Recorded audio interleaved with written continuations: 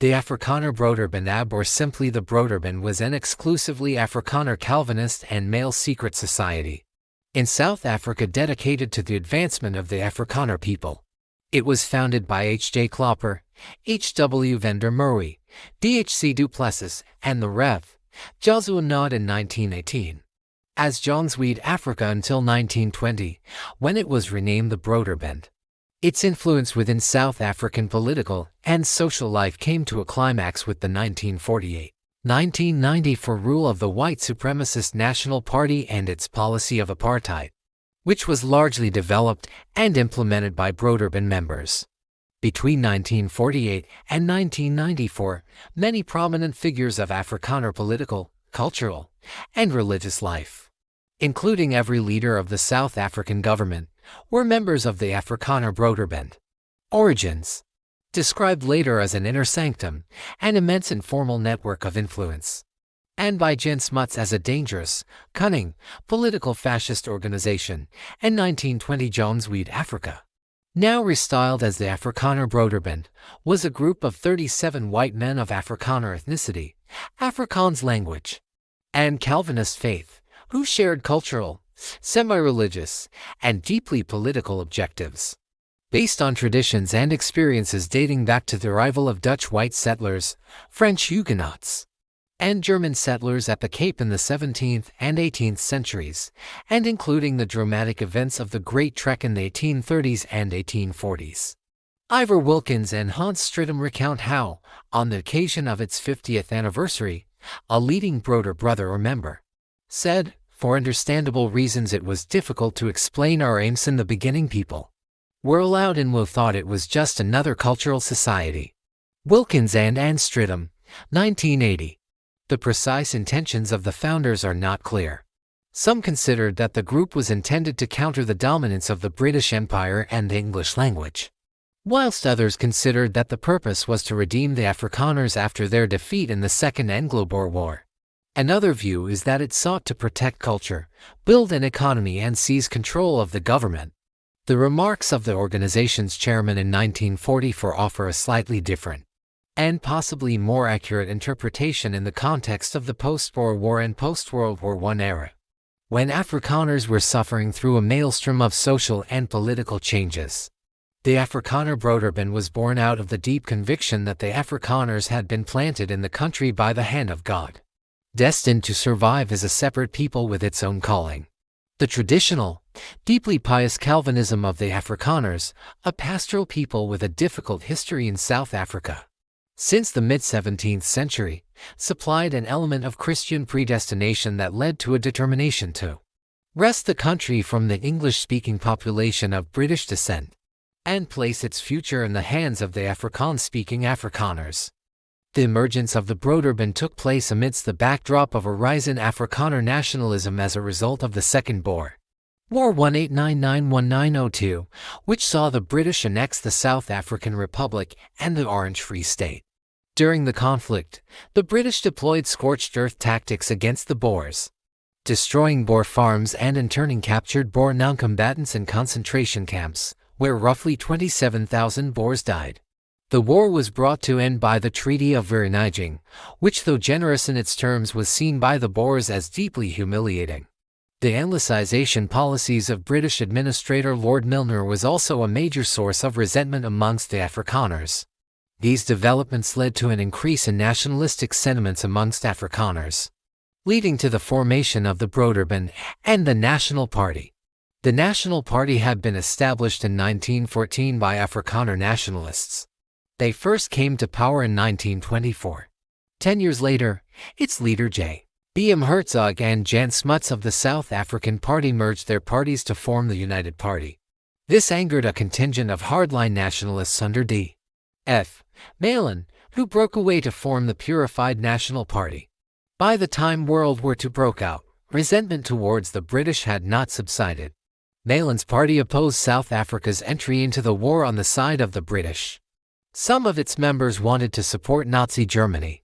Jan Smuts had commanded British Army forces in the East African theater of the First World War and was amenable to backing the Allies a second time. This was the spark Afrikaner nationalism needed. Herzog, who was in favor of neutrality, resigned from the United Party when a narrow majority in his cabinet backed Smuts. He started the Afrikaner Party, which would amalgamate later with D.F. Nederland's Purified National Party to become the force that would take over South African politics for the next 46 years, until majority rule and Nelson Mandela's election in 1994. The Broederbond and Apartheid. Every prime minister and state president in South Africa from 1948 to the end of apartheid in 1994 was a member of the Afrikaner Broederbond. Once the Verenigde Nasionale Party was in power, English-speaking bureaucrats, soldiers, and state employees were sidelined by reliable Afrikaners, with key posts going to Broederbond members with their ideological commitment to separatism. The electoral system itself was manipulated to reduce the impact of immigrant English speakers and eliminate that of tolerance. The Verenigde Nasionale Party was the product of the reunion of the Purified National Party and the United Party in 1940. The Afrikaner Broederbond continued to act in secret, infiltrating and gaining control of the few organizations, such as the South African Agricultural Union SAU, which had political power, and were opposed to a further escalation of apartheid policies. Members of political parties right of the National Party were not welcome, and 200 members were expelled by 1972. In 1983, when the Conservative Party was founded with Andries Troonicht as a leader, all Broederbond members who belonged to the newly formed party were no longer welcome in the Broederbond. Troonicht, C.W.H. Boshoff, and H.J. Klopper, previous chairman, left the organization. Other members like H.J. van den Berg left too. In 1985, the Afrikaner Broederbond realized that change needed to take place in South African politics. Although the government did not talk openly with the banned African National Congress ANC, it was decided by the organization they should start negotiating. On the 8th of June 1986, J.P. de Lang, the then chairman, met Thabo Mbeki in New York for a 5-hour meeting held at a conference organized by the Ford Foundation.